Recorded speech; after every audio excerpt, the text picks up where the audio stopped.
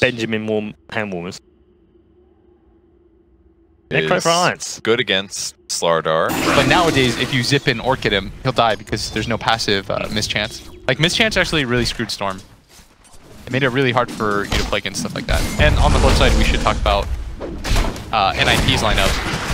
I think they have a really strong mid-game timing based around their multi, but I do think they are very timing based. It does look like they're going to be losing Ace here as Boxy should just be able to run him down. This is the power of Bristleback lately. Everybody's been going for this 1-1-0 build.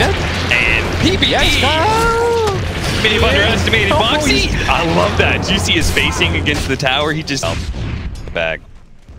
Bottom lane, the Bristle.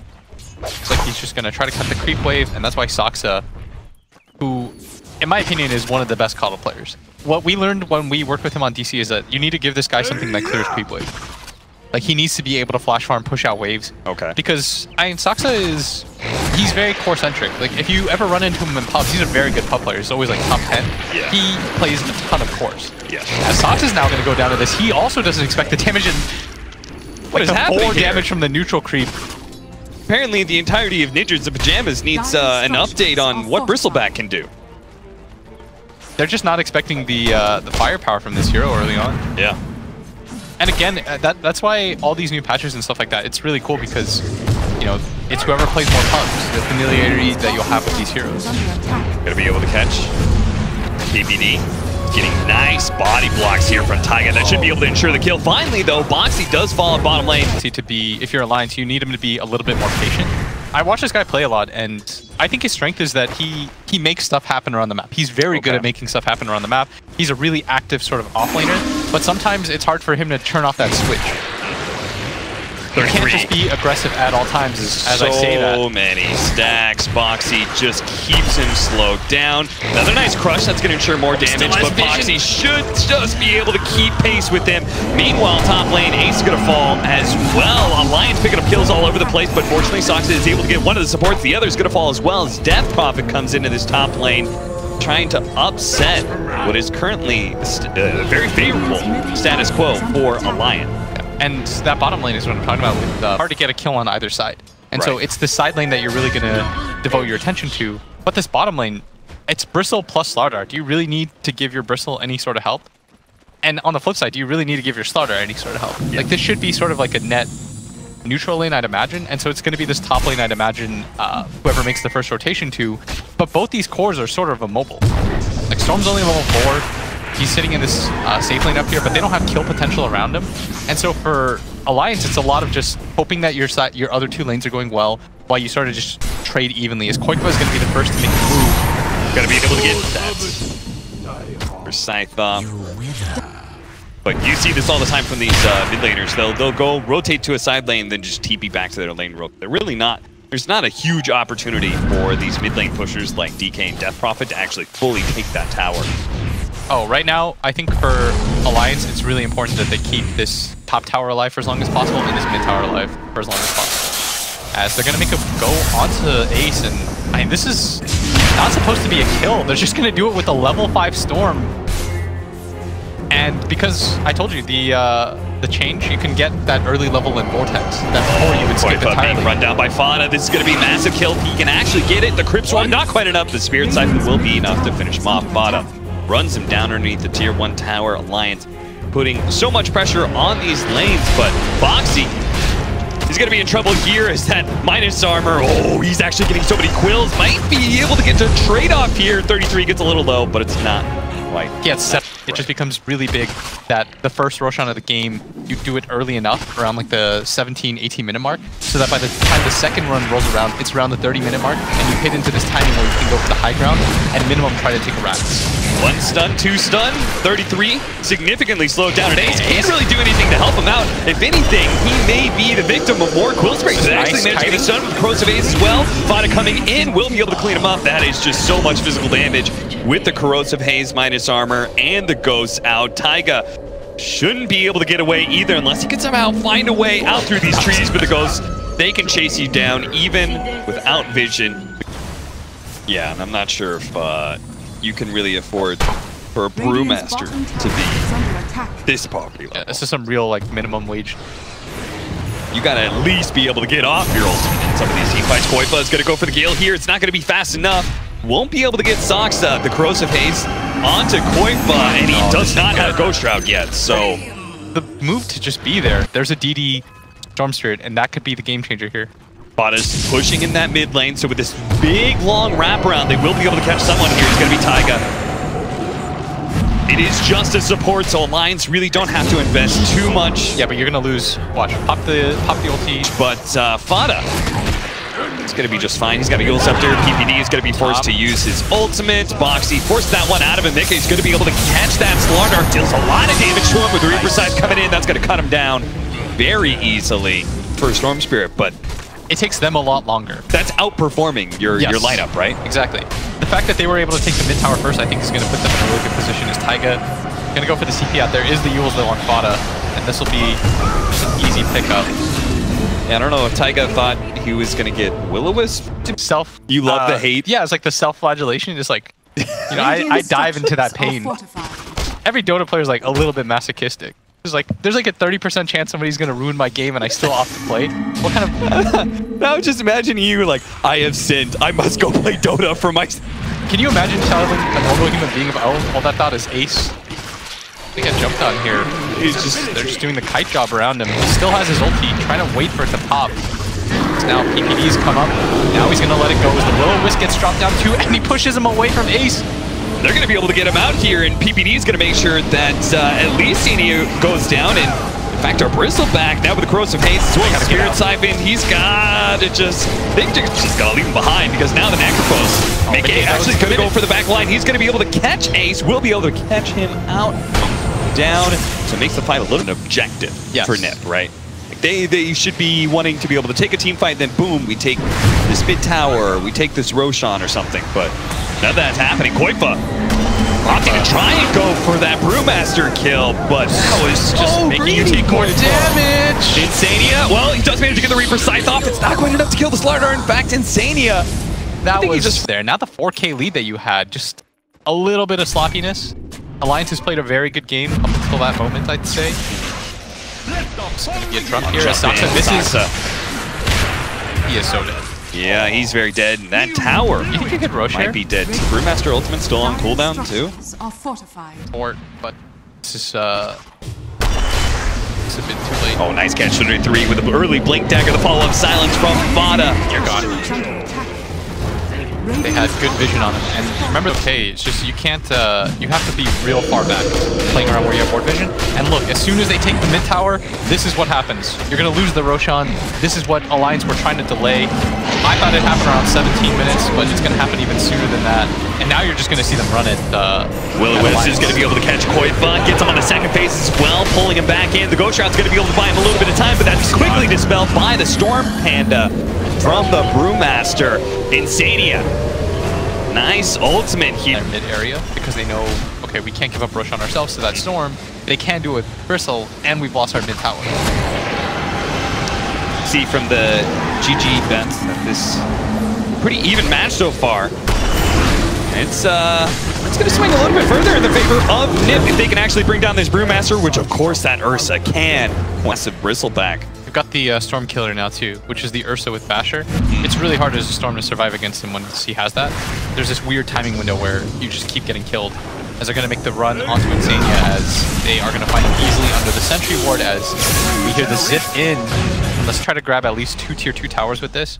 Set up for the next Roshan, because you have so much map control. Get that one, and that'll be your game ender. But a long zip into the top lane. It's all by himself. He may have the Aegis, yes, but there's no towers. TP2, NiP, they're trying to make their way down the river, but they're just going to be so far away. Ace does still have the enrage. His team is just about to join him now. They're going to be able to get the 2-man crush to the back line with Will-O-Wisp as well, catching out 4. Ace tries to turn around, but it's locked in still by Mickey. He's able to get a little bit more damage onto that Bristleback with the Spirit Siphon as well. NiP are just running over all of Alliance now. That Bristleback cannot get away fast enough. He's going to be bashed up by Ace, caught by Fada. That's stun. Soxa follows up with the Will-O-Wisp, and then he continues to isolate 2 heroes by himself, effectively cutting off any sort of help that's going to come on his side. That's the Reaper's side. 33 gone already, and another one in Brewmaster. Soxa Gonna be slowed down as well. Gets the pushback on Mickey. That miss percent. And they're gonna run into Taiga, who is probably one of the worst targets to run into. Yeah, Alliance don't care about this big off. Because now the Storm's gonna push in this bottom lane. You have to respond to that. Try and catch somebody out. They actually gonna back away. And this is the benefit of having a Storm on your team, is that you can continuously make these sorts of plays. They decided to run it top. Ace. The Crystal Maiden got the vision. Hey, everyone's in this mid lane. I was able to TP out. Just run at that Ursa. The Enrage is going to run out, and the weaker side will be able to get that kill. Taiga is going to be able to prevent that bounty rune from being picked up. Koifa just jumping in fearlessly. Maybe because, you know, he still had a little... It sort of puts more control back in your hands. Because now, if you go for a 5-man, you have to respect it. They will go high ground on you. And so this is exactly what they're going to look for here.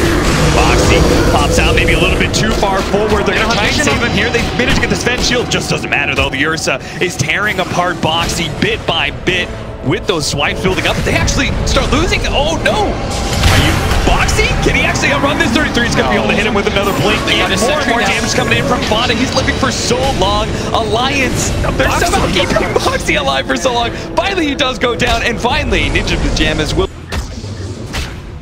Got a 2,000 net worth lead. Taiga, not sure what he's doing up here, but PPD, the detective that he is on the case, is going to be able to find that support. The zip in from Mickey. Alliance are going to take this 5-on-5 underneath their tier 2. Saksa immediately being targeted down. He's going to force out that Will-O-Wisp. Mickey is going to try and deal with that to make sure his other cores don't have to deal with that. Disable will be able to jump away as he kills the Will-O-Wisp. Gets stunned by 33, and the Corrosive Haze on him as well. Has to be out the matches. They're going to be okay, and they're standing inside the freezing field as well. Ace turns around, thinks about going for Insane, and realizes he can't do that either. This might be a disaster for NiP. That's going to be the Aegis down with the Brewmaster comp with the Old Scepter. They're going to make sure he can't TP away. Ace has nowhere to run to either. Certainly can't TP out in front of that Crystal Maiden.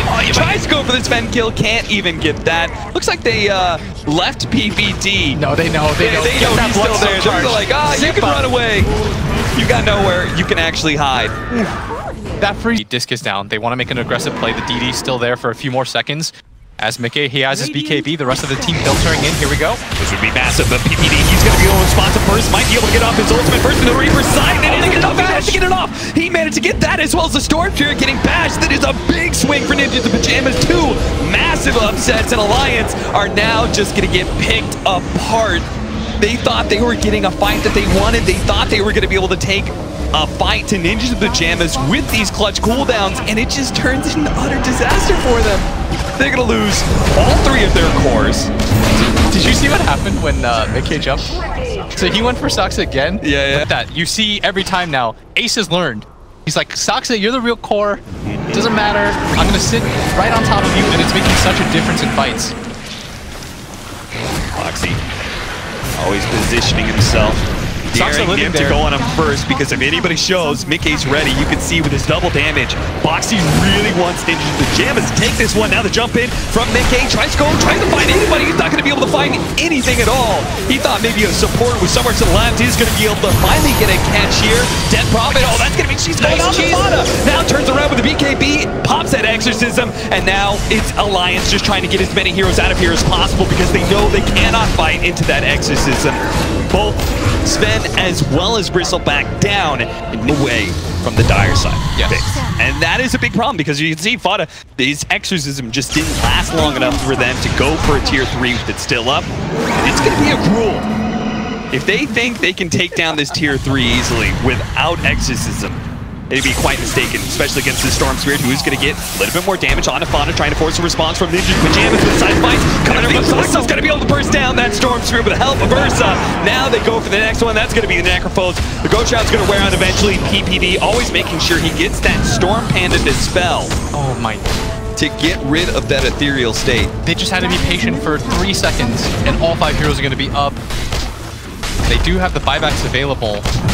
You're telling him 350 cast range for the Keeper of the Light. That Sign of Ice is so scary on him. such a long range. Will-O-Wisp is going to be able to catch 3 of them. That could be massive. Managed to push the support back in. Couldn't actually get the second swing in. Crystal Main actually being protected here pretty decently. Now the jump back in from Mickey as well as quite with a double buyback.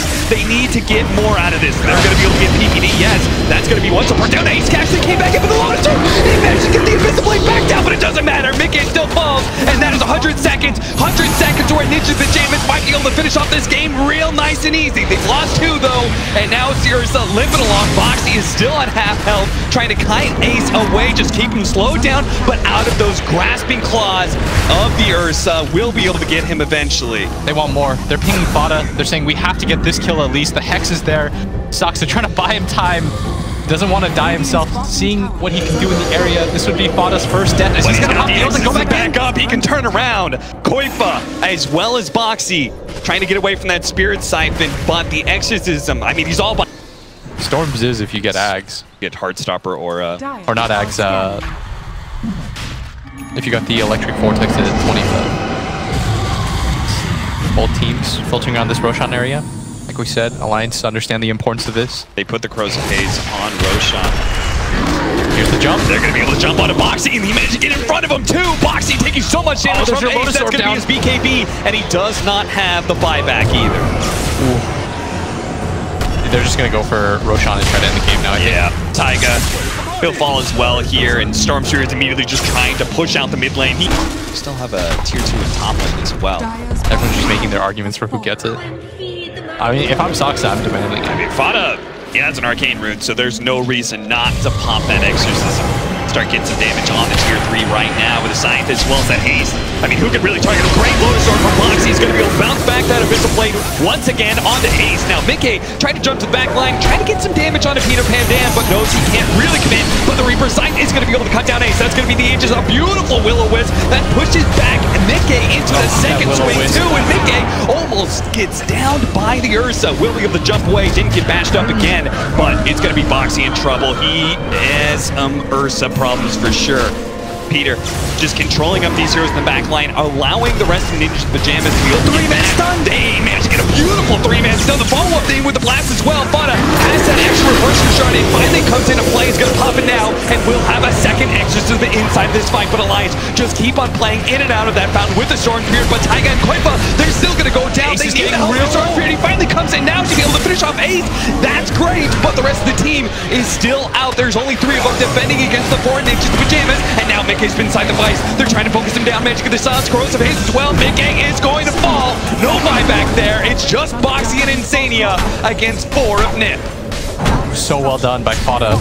I mean, we haven't talked about this guy enough in this matchup. 14-0 and 15. He has led the way for his team. He just jumps in.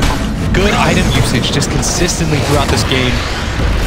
Keeps it going for them as they're going to try to make this hold here. As PVD starting to get a little bit low, but they're just going to cut the back line, go for the CM instead. Dies almost instantly, and now it's going to be a 4-on-1 here as Boxy has to hold this Rax by himself. But they're just going to ignore him. He doesn't do enough damage by himself to hold this, and now Ace is going to buy back. They're going to all in for this. I'd imagine they just go for the throne after this Rax. Yeah, they got to go for the throne, right? There's still that tier 2 in the top lane. They can't get Megas out of this, and they are very slow. I think once Ace gets there, it'll speed up quite a bit. Yeah. And once Ace gets there, I mean, there's still such a long time for the Storm to respawn. He's got buyback in 15 seconds though, and with Koikova's buyback here, got to be a little bit careful if you are NiP. Soxa, he just keeps on trying to reduce the cooldown. Boxy, the Lotus Orb is going to be able to do a lot to stop this damage. 33 is actually forced to pop his BKB here as Koifa and Taiga were coming in. Boxy still being targeted. The Force Staff is going to be able to get him a little closer to that fountain, and NiP do not want to overextend themselves, especially with the Exorcism so close to being back up. But Fada himself, well, he's still got the Aeon-Disc, he's still got the BKB. Alliance, they want to be able to pop that Aeon-Disc now so they don't have to worry about it later. Now it's going to be popped right as that. NiP, they turn around immediately with that Lotus Orb being popped. They're going to be able to get the Exorcism out. That's going to be Taiga down. Boxy is still okay though, and he's still able to keep NiP zoned. Yes, they're gonna hold at least the game for the time being. There are still 5 members of They showed the Bristleback bottom, then TP him onto the shrine here, yeah, where the rest of Alliance are smoked up right behind him. They're going to go straight for Fada, see if they can get some early damage on him. Force out the Aeon Disc, force out the BKB as best as possible. The Abyssal Flame managed to get on to making the follow-up crush as well. And that force effort's not going to be enough. 90 seconds now without a Storm Spirit Alliance. Oh, I don't see how they're going to be able to do this one, especially as Koi Punch just get ripped apart from the exorcism. Bada makes sure to catch everyone inside of that Will-O-Wisp, all that ghost damage. And oh, Boxy, man, he's just on the run, trying to grab the creep wave, bring it down somehow, some way, buy more time for his team. He almost killed 33, actually. I'm trying to see. You got that 20 armor, baby. Let's get that 20 Let's armor. go. Let's get that bread. All right, they're going to get Mega Creep. Yeah. All right, Insania, just force staff yourself in. They've got a gem. This is rough. The situation has deteriorated. Start building up those quill stacks. You know, like 30 seconds from now, we'll be able to take a fight. Slowly but surely, the Crimson Guard is doing a great job of slowing down this push, but eventually, these Raxes will fall. Once the storm's up, maybe they'll back away, maybe they'll, you know, just wait for next Roshan if the wheel play it super conservatively, or they'll just jump in now, go straight for Taiga. They do manage to get the force staff to get him away from the slithering crush, but Boxy with the corrosive haze and so much damage from the ace. Insania, a really great ultimate producing field, but he gets bashed up by Slardar, and that damage quickly goes away. Everyone's gone, everyone's dead. Blitz, but Storm Spirit still alive inside of the fountain, but it just doesn't matter. Ninjas in pajamas. It was a crazy back and forth game, but they finally just game one. It was really well done by them. I thoroughly enjoyed watching this game. It was awkward at times.